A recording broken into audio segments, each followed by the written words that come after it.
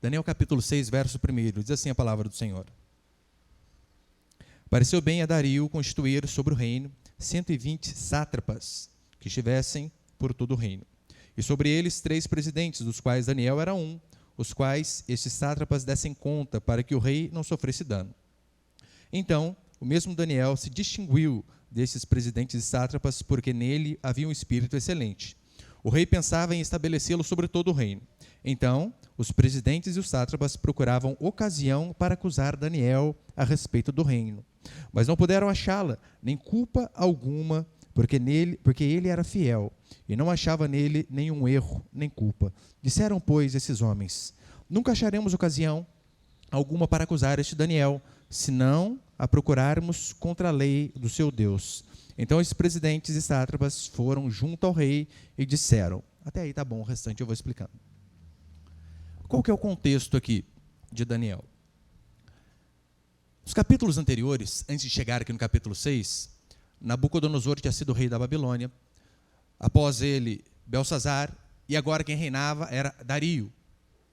Então, Dario olha para Daniel e vê em Daniel uma pessoa honesta e fiel, é o que nós lemos, em tudo.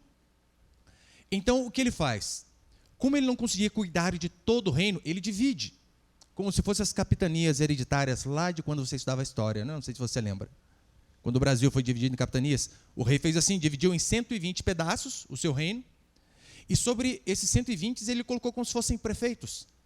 E sobre esses 120 prefeitos colocou 3 governadores, dos quais Daniel era um. E Daniel se distinguiu dentre todos estes homens. Por quê? De 123, ele era o único honesto. Eu acho que no parlamento nosso não foge muito a média ainda, né? É 123 para achar um honesto. Então, o que esses homens fizeram? Eles fizeram um conluio para tentar derrubar Daniel, porque, é claro, Daniel está na porta do cofre. Como roubaremos com este homem honesto? Precisamos dar um jeito. Então, eles vão diante do rei e dizem assim: rei, ó rei soberano, tivemos uma reunião, da qual todos participaram. Eles não contaram com Daniel, claro. Então, nós chegamos à seguinte conclusão: o senhor é uma pessoa maravilhosa, digna de todo louvor. Portanto, ó rei, durante 30 dias, durante um mês, faça um decreto, onde as pessoas não poderão fazer petições e nem orações a outra pessoa ou Deus, a não ser o Senhor. E o rei então, né, diz: puxa, eu sou o cara mesmo. Onde que eu assino esse negócio? E assinou essa lei. E é claro, Daniel não respeitou essa lei. Daniel, como habitual, ele abria a janela todo dia, 3 vezes ao dia, e orava virado para Israel. 3 vezes por dia, orando, orando e orando. E é claro, era isso que eles precisavam. Foram lá, pegaram Daniel, levaram ao rei e disseram: rei, Daniel descumpriu o teu decreto.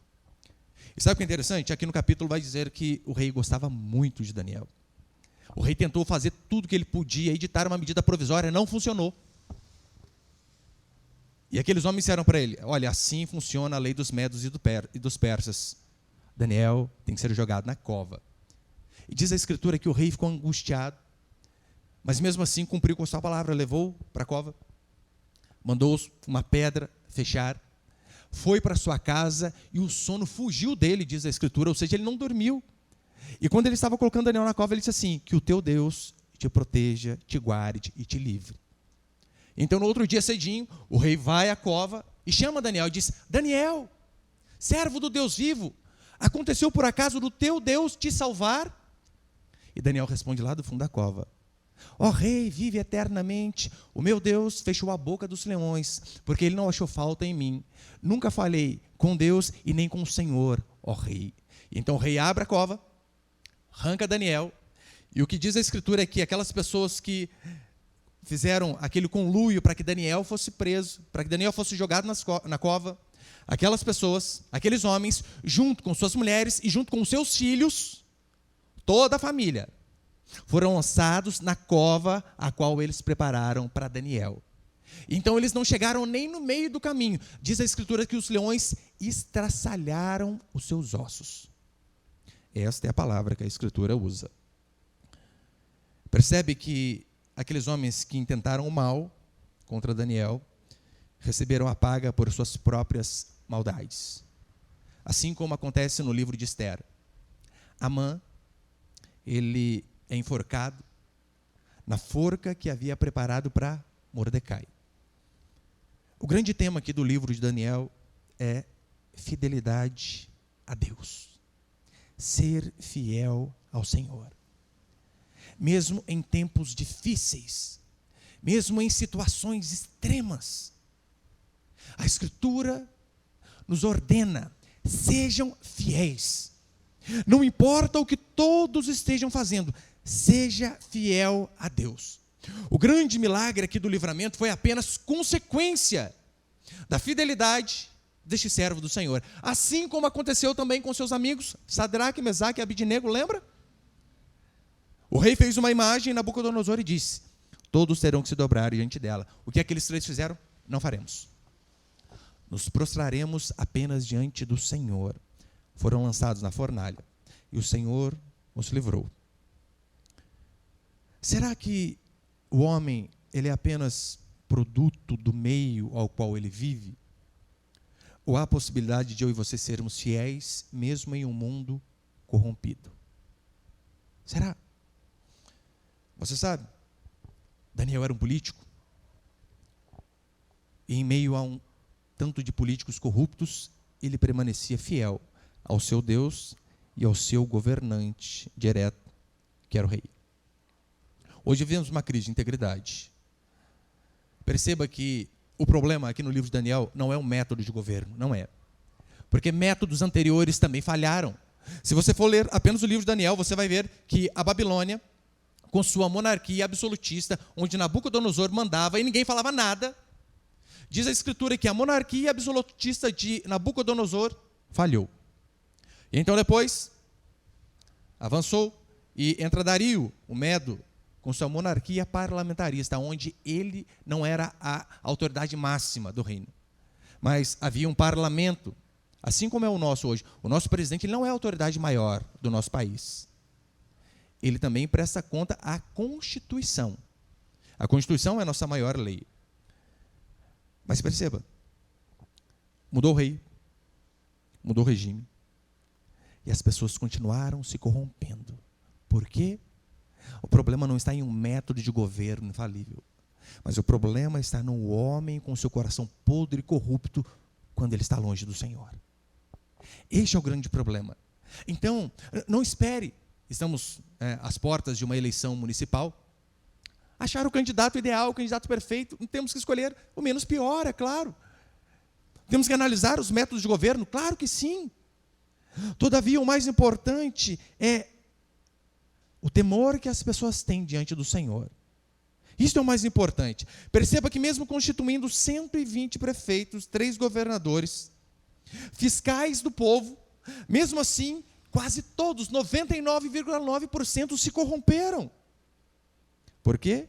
Porque a cultura de corrupção na Babilônia, havia uma cultura de corrupção. A Babilônia, a coisa mais normal do mundo era se corromper. Quando você achava alguém honesto como Daniel, as pessoas, o que é isso, gente? Por quê? O normal era fazer o que era errado. Pastor, mas parece que o senhor está citando o Brasil. Não, não estou citando o Brasil. O Brasil está um nível acima da Babilônia, pode ter certeza. Hoje em dia os babilônios olhariam para o nosso parlamento e diriam: nossa, eles são piores do que nós. Olha para o nosso estado. Nós temos uma Suprema Corte que anda de braços dados com o crime,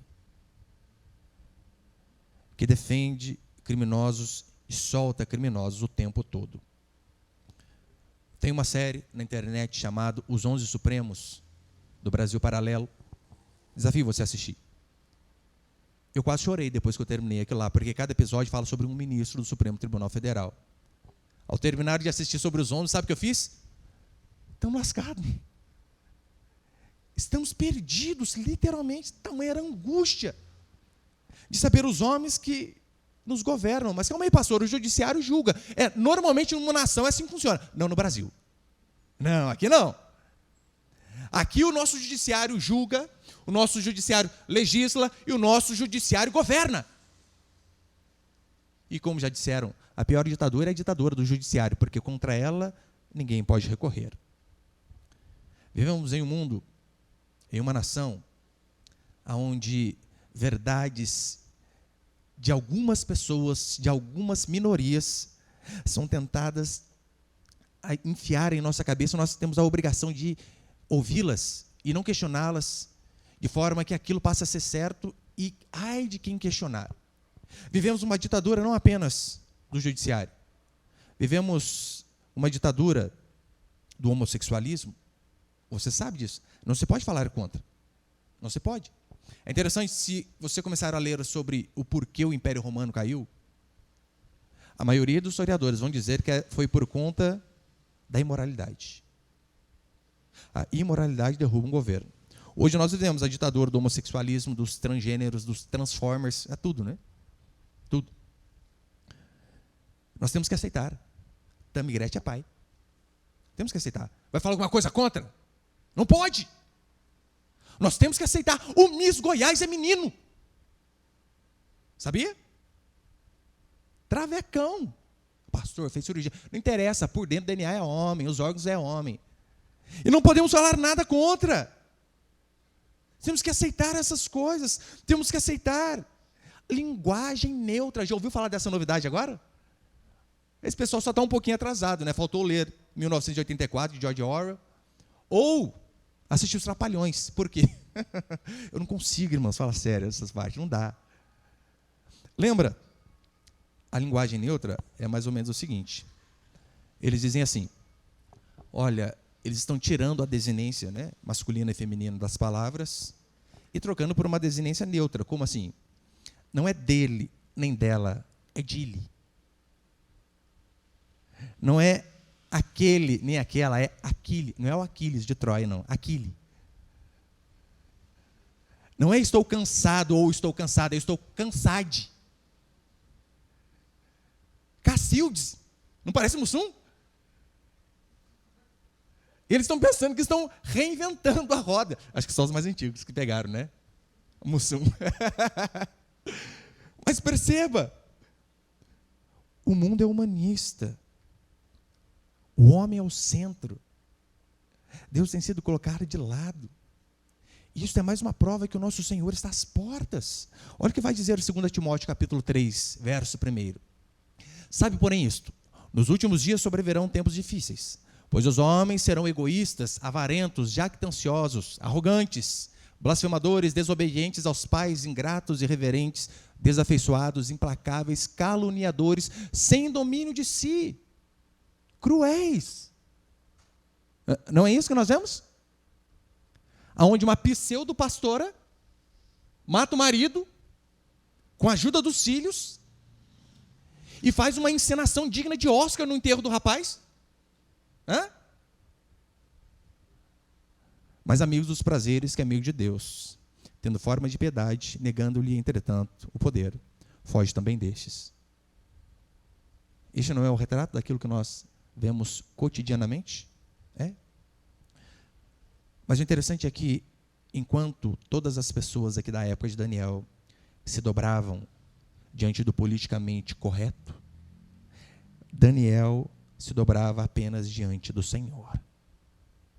Não importa, todos faziam errado, Daniel permanecia fiel, e assim devemos ser. Não importa se todos andam pelo caminho errado, não é porque todos fazem errado que aquilo passa a ser certo. Devemos fazer assim como Daniel, continuar fiéis a qualquer custo, ainda que a nossa fidelidade custe a cova, ainda que a nossa fidelidade custe a fornalha, ainda que a nossa fidelidade custe xingamentos do Facebook, rompimentos de amizade. Devemos permanecer fiéis ao Senhor, porque convenhamos, eu creio que de fato o milagre glorifica ao Senhor. Sim, glorifica. Mas também creio que nada mais glorifica ao Senhor do que uma fé inabalável. Pessoas que não se prostram diante do politicamente correto. Pessoas que, com respeito, dizem: eu não vou ensinar para o meu filho que é normal um par de homem barbado. Eu não vou ensinar para o meu filho que é normal a menininha com 15 anos sair com meio mundo. Eu não vou ensinar para o meu filho que é normal duas moças se abraçarem e se beijarem. Não, não vou. Vou continuar ensinando aquilo que é correto. Muitos homens fizeram isso daqui, permaneceram fiéis. Leia Hebreus 11, quase que escorre sangue daquelas páginas. Por conta de sua fidelidade, muitos foram cerrados ao meio. Não é por aqui não, é de baixo para cima, você sabe? Cerrados ao meio, decapitados, mortos a fio da espada. Por conta de sua fé. Hoje em dia nós temos medo até de perder uma amizade de Facebook. Por falar de fato daquilo que nós cremos. Não, não podemos ser desse jeito. A glória e o sofrimento glorificam o Senhor. Eu vejo Davi no trono glorificando o Senhor, mas eu também vejo Paulo na cadeia, mesmo assim glorificando o nosso Deus. Perceba, Daniel era jovem quando foi para a Babilônia. O jovem foi fiel ao Senhor. Aqui no capítulo 6, Daniel já está velho. As cãs tomam conta de seus cabelos, de sua cabeça. E mesmo assim, ele permanece fiel. Nada muda em sua vida. Então, com base nisso, eu quero passar alguns princípios aqui. Põe o primeiro, por favor, Vinícius. O primeiro princípio é o seguinte: a fé em Deus te faz fiel diante dos homens. A fé em nosso Senhor. Perceba, nós lemos aqui no verso 4. Aqueles homens reuniram para destruir Daniel. Destruir. Para você ver que a ideia de golpe, de acabar com o honesto, porque ele está atrapalhando a nossa corrupção, não é de hoje. Essa politicagem já vem desde lá de trás. Ou você pensa que começou no caso Celso Daniel? Não. Desde muito antigamente já havia adélios bispos esfaqueando candidatos ao trono. Desde a Babilônia e muito antes. Perceba, a questão de empreiteiras fazendo lobby com deputado, já estava aqui, só que com outras palavras. Vamos dar um jeito, vai acabar com esse cara, vamos dar um cala-boca nele. Vamos molhar a mão desse povo aí e resolver o problema. Aí nós perguntamos, compensa ser honesto no meio de pessoas totalmente desonestas? Porque parece que estamos sozinhos, nadando contra a maré. Sabe por que Daniel era honesto? O que explica esse padrão de moralidade na vida de Daniel só tem uma explicação: a sua fé no Senhor.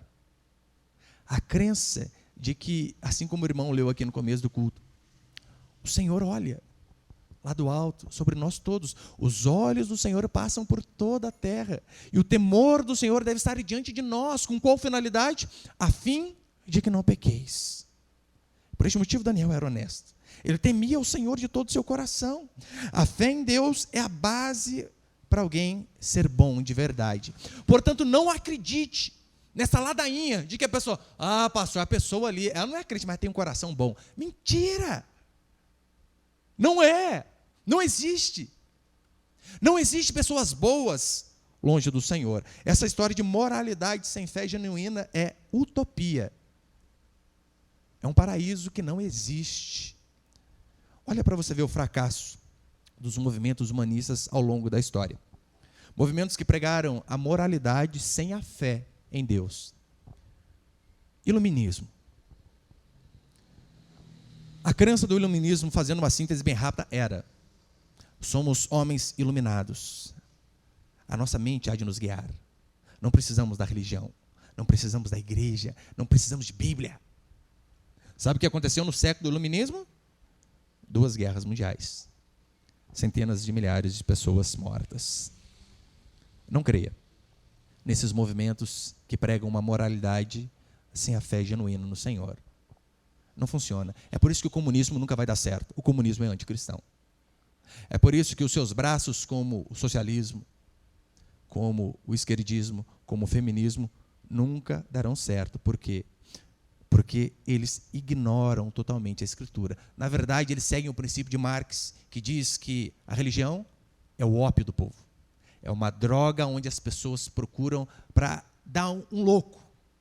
É isso, para dar um barato. Francis Schaeffer, ele diz assim: Não há exemplo significativo na história de uma sociedade que logrou manter a vida moral sem a ajuda da religião. Não há. Historicamente, você não vê. Como diz o Salmo 33, bendita a nação cujo Deus é o governo, Estado. É? Não. Bendita é a nação cujo Deus é o Senhor. E Daniel aqui, de fato, nos ensina que os crentes serão recompensados. Daniel foi. Eu oro a Deus do fundo do coração para que todos nós aqui também sejamos recompensados pela nossa fidelidade a Deus. Mas eu tenho uma notícia que talvez não seja tão boa para você. A sua recompensa virá, isso é certeza. Nesta vida, eu já não garanto. Não posso garantir. Nós vemos homens de Deus que foram recompensados aqui. Nós vemos Davi, foi fiel ao Senhor lá com as ovelhas, lembra? Sem ninguém ver. Terminou como rei em ditosa velhice. Louvado seja o Senhor por isso. Mas nós vemos homens mais fiéis que Davi, Urias. Morreu. Paulo, sem ninguém, como herege, pobre, quebrado. Então a certeza que nós temos é que seremos recompensados por nossa fidelidade. Nesta vida ou na outra. Da mesma forma, a punição. A punição para aqueles que são maus, pode ter certeza, virá nesta vida. Se não vier aqui, a certeza é que na outra virá. Portanto, seja honesto e íntegro no seu trabalho, no seu dia a dia, na sua família, na sua faculdade, não importa onde você esteja. Seja fiel ao Senhor. Prefira ser honesto, ainda que isso lhe custe algo bem alto. Mas a recompensa virá da parte do nosso Deus. Pastor, mas se eu for fiel, eu posso perder algumas coisas. Pode? Claro que pode, até o emprego. Decida ser fiel numa empresa onde todos se corrompem. Ora, rapidinho você vai ser mandado embora. Dane-se. Permaneça fiel. Eu não poderia também pensar dessa forma? Ai, se eu pregar a palavra do jeito que tem que ser mesmo, a probabilidade das pessoas irem embora é grande. É ou não é? É. Dane-se também. Que as pessoas não vão embora por conta de falta de sabedoria da minha parte. Mas aqueles que são chocados com a verdade, eu não posso fazer nada. Não vou mudar o evangelho. Deus te chamou não para ser rico, não para ser próspero, mas para ser fiel a Ele. Se riqueza e prosperidade vierem por conta da nossa fidelidade, louvado seja o Senhor. Se não vier, não importa. O que nós temos que ser é fiéis. Segundo, põe-lhe favor, Vinícius. Segundo princípio, a fidelidade deve ser visível. Eu tenho certeza que você, assim como eu, conhece pessoas boas. Boas mesmo. Não estou sendo hipócrita, não. Mas até as pessoas boas que nós conhecemos têm uns defeitinhos, tem ou não tem? Pastor fulano, ele é gente boa, é. Só bate na esposa de vez em quando. Agora a esposa parece com a orelha roxa. Fulano ali é gente boa, mas fuma um beck escondido de vez em quando. Para dar um barato. Perceba que em Daniel não se achou nada, absolutamente nada que pudesse depor contra ele. Perceba que Daniel, ele orava com as janelas abertas, não para aparecer. Não. Este era o hábito daquele homem. Ele já fazia isso antes do decreto do rei. Ele tinha o hábito de abrir suas janelas e orar voltado para a cidade do Senhor. No verso 4 ele diz assim, olha, pode acompanhar comigo? Verso 4, Daniel 6,4. Então os presidentes e os sátrapas procuravam ocasião para acusar Daniel a respeito do reino, mas não puderam achá-la nem culpa alguma, porque ele era fiel e não achava nele nenhum erro, nem culpa. Perceba que Daniel, ele era uma pessoa íntegra, diante do Senhor, a sós, e também diante das pessoas de forma visível, como tem aquele provérbio que fala a respeito de Pompeia, a mulher de Júlio César. A mulher de César não basta ser honesta. Ela deve parecer honesta. Ou seja, a sua honestidade é necessária aparecer. Pastora, mas calma aí, isso não é contraditório com aquilo que a Escritura diz? Que nós não devemos fazer para aparecer, mas sim no oculto. Doações fazemos no oculto. Você não precisa, nesta época de pandemia, doar uma cesta básica e fazer uma selfie para o Facebook. Mas é de suma importância que a nossa honestidade seja visível. Em Mateus capítulo 5, verso 14, vai dizer assim: vós sois a luz do mundo. Aqui o Senhor ensinando. Não se pode esconder a cidade edificada sobre um monte, nem se acende uma candeia para colocá-la debaixo do alqueire. Vai acender uma vela, colocar debaixo da cama? Qual a finalidade? Nenhuma. Mas no velador, e alumia todos o que se encontram na casa. Assim brilhe também a vossa luz diante dos homens, para que vejam as vossas boas obras e glorifiquem ao vosso Pai que está nos céus. Olha, assim brilhe também a vossa luz diante dos homens, para que o Senhor seja glorificado. A pergunta é, publicamente você dá um testemunho de que de fato você é um cristão genuíno? Não é necessário você apenas ter o seu nome no envelopinho de dízimo e você frequentar uma igreja de forma habitual. Mas as pessoas conseguem olhar para você e de fato perceber, ele não é como todos, não, é diferente. Isso é de suma importância. Você precisa publicamente dar testemunho de ser cristão. Eu, como pastor, eu preciso isso. Não só apenas nos meus atos, mas com minhas crenças. Eu não posso me dobrar diante de uma patrulha politicamente correta e, por conta disso, não falar verdades que eu acredito. E eu digo não verdades só em relação à política, em relação ao evangelho. Meu irmão, eu não faço de propósito, mas verdades, quando são ditas, elas ofendem. Sabe quando eu tomo mais xingo? Não é quando eu digo que esquerdista é tudo demente. Não, não é. Não é quando eu falo assim, olha, faça um teste, quer saber quem é do PT e quem é do PSOL, pega capim. Se comer é do PT, se fumar é do PSOL. Não é assim. Sabe quando eu sou mais criticado? Quando eu falo que não existe pastorado feminino. Que a mulher não foi chamada para governar a igreja. Quando eu digo que apóstolo bom é apóstolo morto. Que não há apóstolos a não ser aqueles 12 e Paulo. Uma vez um amigo disse para mim, agora eu sou apóstolo. Eu conheci um apóstolo. Eu falei, tem quantos anos? 2.000 e quantos? Não, pastor, não tem 2.000 anos. Calma aí, os que eu conheço são esses. Essas coisas eu sofro. Quando eu condeno o erro. Você precisa também se controlar no seu trabalho. Você precisa dar o testemunho de que você é cristão. Não interessa. Se todo mundo faz errado, o problema é deles. A sua fidelidade deve ser vista.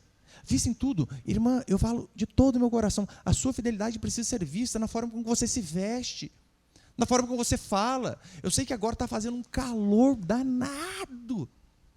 Danado. Pastor, crente pode ir à praia? Deve. Chama eu, se possível. E usar biquíni? Lógico que não. Como assim? Pastor, mas lá é outro ambiente. Você está passeando de calcinha e sutiã, só que colorida, gente. Essa é a diferença. Não muda nada. Custa colocar maiô que cobre um pouco. Se possível, short ainda.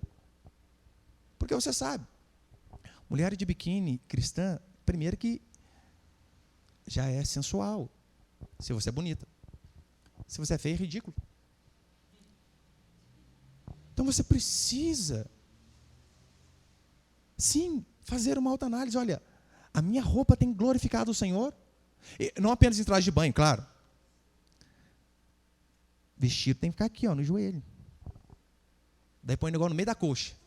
Sentou. Nossa, dá para ver até o útero. E aí? Comporte-se. Homem também, claro. Que é uma coisa mais ridícula que o homem parecer metade da cueca, gente. Misericórdia, parece que você é droguinha, não parece? Mesmo como cristãos, eu e você devemos dar bom testemunho. Sensualidade continua sendo sensualidade, pecado continua sendo pecado. A roupa foi feita para cobrir. Foi feita para cobrir. É por isso que você não deve usar roupas que não glorifiquem o Senhor.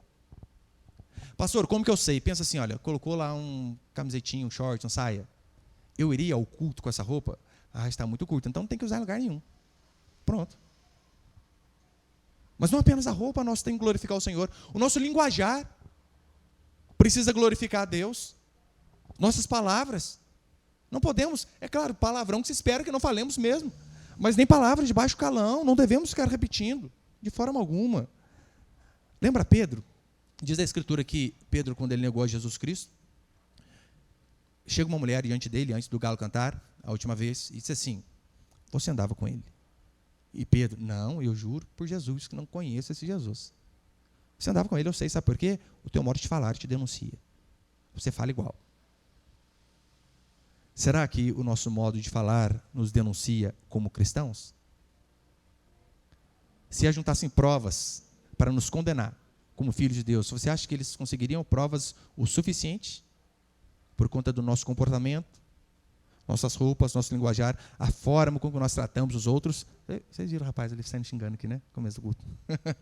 Ele pediu dinheiro, falei: não, saiu xingando as crianças. Ô louco, mas não era crente, gente. Perceba, toda a nossa vida deve glorificar o Senhor. Cristo é visto em tudo através de nós. Terceiro, já estou encerrando, pai, por favor. Terceiro princípio é o seguinte: desobedeça a reis ou leis contrária ao Senhor. Pastor, mas a Escritura não diz em Romanos 13 que toda autoridade foi instituída por Deus e que nós devemos ser submissos a ela? E ali Paulo está falando de autoridade governamental, não é eclesiástica, governamental. Olha o verso 10. Daniel 6, verso 10. Daniel, pois, quando soube que a Escritura estava assinada, entrou em sua casa e em cima, no seu quarto, onde havia janelas abertas ao lado de Jerusalém, 3 vezes por dia, se punha de joelhos e orava e dava graças diante do seu Deus, como costumava fazer. Olha, Daniel, pois, quando soube que a Escritura estava assinada, ou seja, foi publicado no Diário Oficial da União, Daniel diz: ah, é? Nem ligo, vou orar. É isso que eu faço. Os ímpios pensaram: já que nós não pegaremos ele na desonestidade, vamos pegar na sua fidelidade. Porque se colocarmos na parede para Daniel escolher, seja fiel ao rei ou seja fiel a Deus, quem ele vai ser fiel? A Deus. E assim nós podemos matá-lo. Não adiantou. Daniel foi fiel, mesmo ele sabendo que, será? Agora acho que Daniel afrouxa. Não, Daniel continuou sendo fiel ao seu Deus, para não desagradar os homens. Muitos hoje em dia, sabe o que fazem? Negam a sua fé. Muitos, às vezes, cristãos são assim, tem medo de ficar mal com fulano, e por conta disso, faz. Perceba, Daniel podia dar um jeitinho brasileiro. Calma aí, esse decreto aí vai durar quanto tempo? 30 dias? Ah, calma aí, gente, custa orar 30 dias com a janela fechada? Custa durante 30 dias, só que eu fecho a janelinha, escondo a minha fé e oro aqui dentro. Estou orando a Deus do mesmo jeito, a oração passa a janela. Qual o problema? Daniel diz: não vou usar máscara. Não vou orar, perdão. Não vou. Azar perfeito. Em Atos capítulo 5, verso 29, depois que Pedro é solto, um dos governantes chega e diz assim para ele: pode ir, não pregue em nome de Jesus. Pedro diz assim: antes importa obedecer a Deus que aos homens. Vou continuar pregando.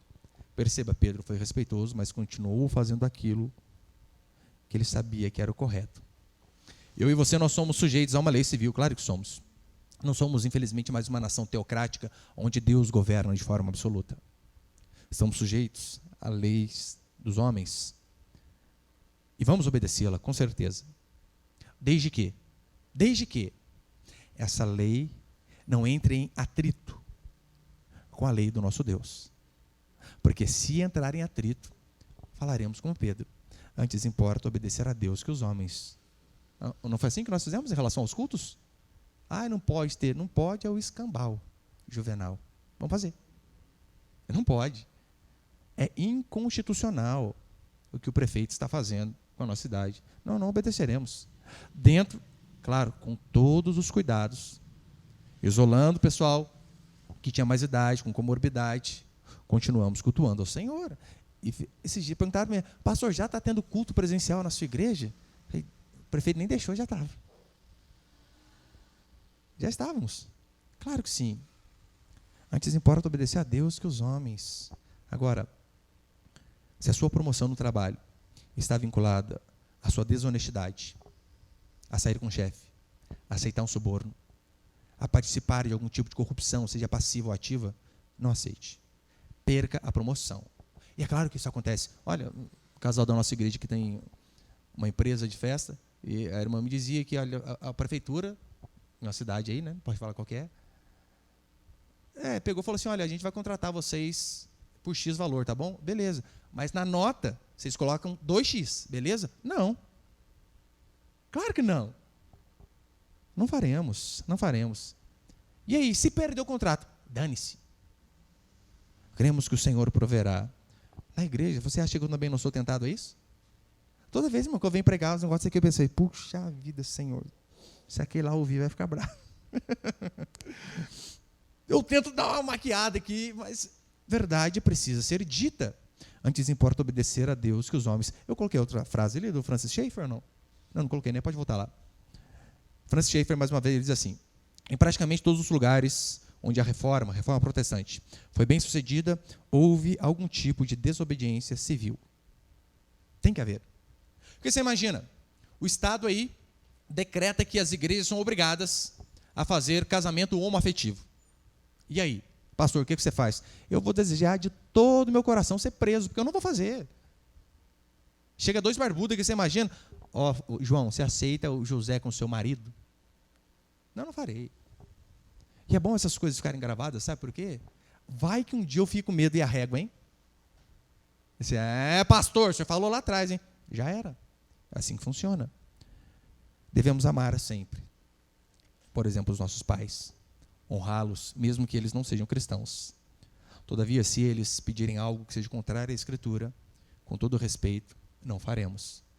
Não deixaremos de honrar, mas não obedeceremos. Isso vale em relação a pais, em relação ao Estado, em relação ao pastor. John Piper diz assim, submeta-se ao seu pastor, se esse pastor for submisso à Escritura. E quarto, e último para encerrar, quarto princípio é o seguinte, Daniel estava disposto a morrer por orar, outros estão morrendo porque não oram. Olha o que diz o verso 10. Daniel, pois, quando soube que a Escritura estava assinada, entrou em sua casa, em cima do seu quarto, onde havia janelas, e orou. Orou. Daniel podia pensar assim, se eu orar, eu morro.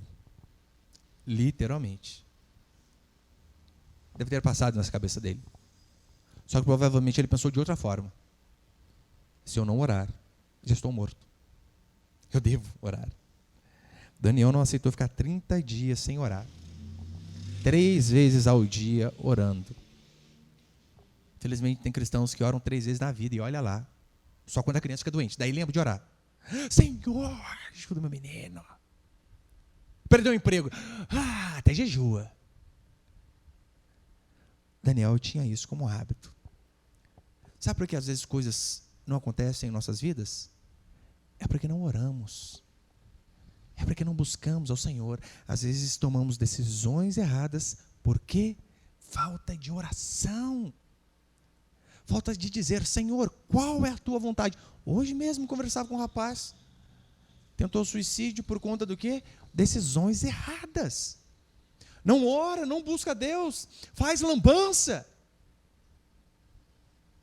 Aí depois fica todo perdido. E se tivéssemos orado antes? As coisas não acontecem muitas vezes em nossas vidas, é porque não oramos. Sabe por que às vezes você não consegue vencer o pecado? Não é porque o pecado ele é forte como Hulk. Não é porque o pecado é forte como um monstro. É porque às vezes você confia mais na sua força e esquece de orar ao Senhor. Por isso você não vence. Você esquece do princípio de orar e vigiar. Por que às vezes você vive angustiado? É porque você de fato não ora. No primeiro livro de Samuel, para encerrar, capítulo 30, verso 6, vai dizer assim. Tem ali? Lembrando, qual que é o contexto aqui? Davi e seus guerreiros tinham saído para guerrear. Enquanto isso, veio o exército inimigo, tomou a cidade, incendiou, levou suas mulheres e filhos embora. Só isso, só essa desgraça que aconteceu com Davi ali. E para completar, sabe o que aconteceu? Aqueles homens, quando voltaram, viram a cidade em chamas, suas mulheres também, tinham ido embora, seus filhos, eles olharam para Davi, cara, a gente foi para a guerra por culpa sua, vamos te matar. Angústia total. Mas olha o que vai dizer a Escritura. Davi muito se angustiou, pois o povo falava em apedrejá-lo, porque todos estavam em amargura, cada um por causa de seus filhos e de suas filhas. Porém, entretanto, todavia, Davi se reanimou no Senhor, seu Deus. Nos momentos de maiores desgraça, homens e mulheres de Deus buscam esperança no Senhor. Que é apenas Ele, meu irmão. No dia do luto, quem pode nos amparar? A não ser Deus. No dia da enfermidade, do desemprego, da perda. Refugie-se no Senhor. Nas horas de angústia, ore. Faça como o salmista, olha, o Senhor é Ele quem refrigera a minha alma. Sabe quando você está fervendo de raiva, de problema, de um monte de angústia? Talvez você já ouviu que ele está, né? Está nervoso, vai pescar. Não, está nervoso, vai orar. Funciona melhor. É isso que diz a palavra do Senhor. Exercite. Chegar aos cultos mais cedo. Já pensou se você chegasse aos cultos 15 minutos mais cedo? Para orar, para buscar ao Senhor e para falar, Deus, fala hoje, através da vida do meu pastor, na minha vida, na vida dos meus irmãos, que nada impeça as pessoas de chegarem aqui neste lugar. Se você chegasse mais cedo para orar por suas necessidades e tivesse o hábito de fazer isso, de marcar as suas intenções no celular, faça isso. Marque. Eu tenho todos os meus pedidos hoje, bloquinho de nota é uma maravilha, né? Está tudo marcado ali. Daí todo dia eu vou orar, eu já pego o celularzinho. Senhor, puxa, precisando disso. Senhor, isso aqui não deu ainda não. Senhor, o irmão lá está precisando. Eu marco até a necessidade dos irmãos. Por que você marca, pastor? O senhor não guarda de memória? Claro que não. Tanta coisa para guardar pedido de oração dos outros. Nem os meus eu guardo. Eu marco. Faça isso. Ore com sua família. Porque, de fato, eu creio que a oração explica a coragem de Daniel. A fidelidade a Deus, o temor e uma vida de oração. Porque orar é justamente isso, é trazer à mente os feitos do Senhor e declarar que a sua palavra continua sendo viva e eficaz. É por isso que quando alguém fica desesperado, diz, pastor, estou desempregado. Preciso de uma porta de emprego se abrindo.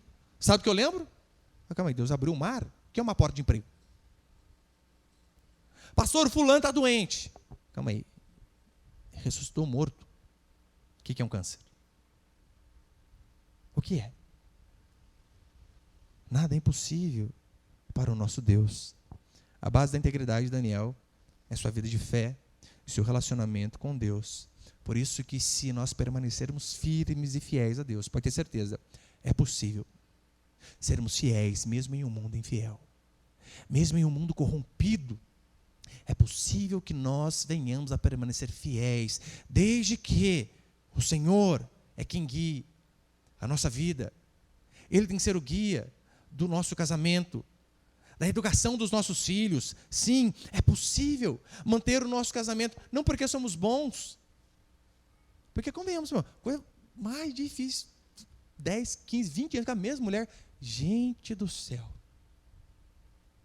só Jesus na causa. Eu acho tão bonito o casal fazer, pastor, que toda semana eu faço algo novo. 20 anos? Cara, que raio de coisa nova que você faz 20 anos, gente? Não dá. Vou apimentar a relação, que jeito, algo novo. Não tem como, gente. 20 anos sabe, conhece tudo de trás para frente. Frente para trás. Pode pôr a roupa que quiser. A mulher é a mesma, gente. Não adianta. Mas nós acreditamos que, de fato, com a fé em Deus, é possível mantermos um casamento que glorifica o nome dEle. Com a fé no Senhor é possível educar os nossos filhos da forma correta. E é possível permanecer fiel onde todos estão se corrompendo. Não importa se todos vão por um caminho. Nós seguiremos o caminho da fidelidade ao Senhor. A vida de oração de Daniel também explica porque ele tem essa mania de se manter de pé diante dos homens. Sabe por quê? Não por orgulho e arrogância. Daniel se mantinha de pé diante dos homens porque ele estava sempre prostrado diante do Senhor. Essa é a diferença. Porque se nós estamos prostrados diante de Deus, não temos que temer mal nenhum. Para encerrar, tem um ditado que diz assim: a questão não é se o homem é corrupto ou não, mas no preço que está disposto a pagar para que ele se corrompa. Não é verdade. para aqueles que são filhos e filhas de Deus. Daniel é a prova que isso é mentira. Daniel foi fiel ao Senhor, mesmo na Babilônia. Nós podemos ser fiéis ao Senhor, mesmo num país corrompido como o nosso. Se tivermos essa fé, o Senhor há de nos sustentar e nós iremos sim glorificar o nome dEle aonde nós estivermos. Amém, meus irmãos? Foi o sangue de Jesus.